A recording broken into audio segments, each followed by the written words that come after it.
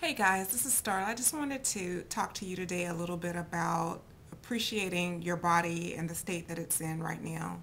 I mean, a lot of times we'll, get out the shower, we'll look at ourselves in the mirror naked, and um, we'll see things that we don't particularly like. And for most part of the day, it's like we're focusing on those areas. We're beating ourselves up with our internal dialogue, with our self-talk that we speak to ourselves on a daily basis. I know that when I was very obese, and even now, I will choose my trouble spots to focus on. And, you know, what I learned to do is, well, the trouble spots that I focus on is not advantageous to my success.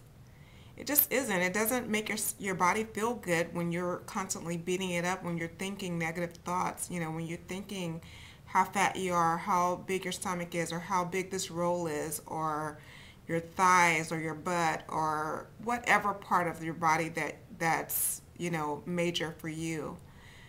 And I just want you to try this little experiment because this is something that I've learned to do, and slowly but surely I'm starting to love and appreciate my body parts.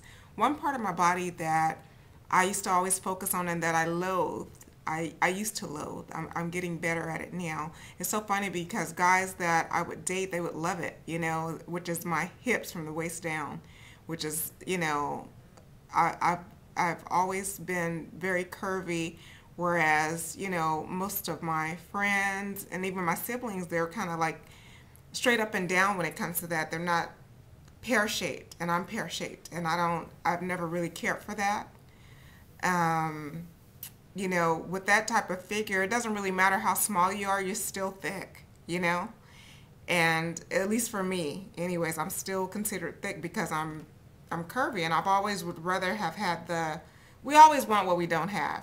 So at any rate, long story short, learning to appreciate your body where it is right now. When I was over 100 pounds overweight, I started from the bottom of my feet and I would move all the way up to my hair, and I would tell my toes how beautiful they were and how I loved it. And I tell you, I really do have pretty feet, but I don't know if they were pretty at the time, but they're pretty. I always get compliments on my toes and how nice my toes are.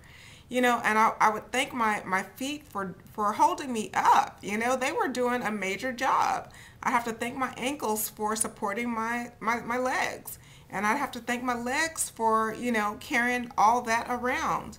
And even now I still do it. I don't do it as often as I probably should, but when I find myself beating myself up, when I find myself focusing on the negative aspects of my body, I will immediately stop what I'm thinking about myself. I'll stop beating myself up. I'll stop abusing myself emotionally, and I'll start thanking myself and telling my thighs how much I love them for doing what they do, telling my hips how much I love them for whatever it is that they do, and for giving me the curve and the body shape and the structure that I have. I never noticed it before, but I went home to a funeral a few years back, and a friend of the family happened to be there.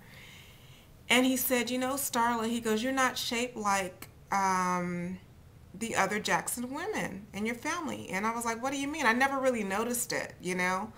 We're all buxom, bosom-wise, and but from the waist down, they're more straight up and down. There's no curve, flat butt, just all that. And I've got, the hourglass thing going. And, and guys like that, I guess. I don't want a flat butt, It doesn't have to look like J-Lo's either, but, I'm happy with that. Just my hips were always an issue for me. But nonetheless, I'm thankful for what I have, and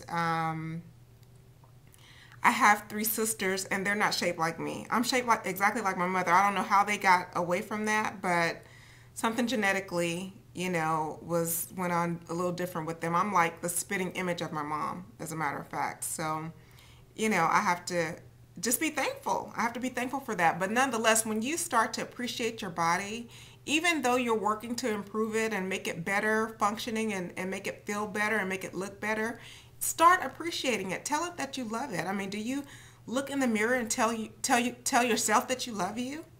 Try it. Try it.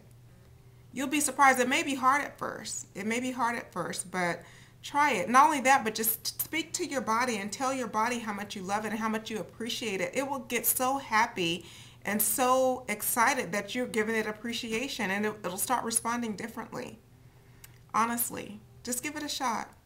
I just wanted to give you that food for thought, something to think about, and just try it and contact me. Let me know how it's working for you. You can write me privately if you don't want to post it on post a comment on the site, but just try it and let me know how it works for you.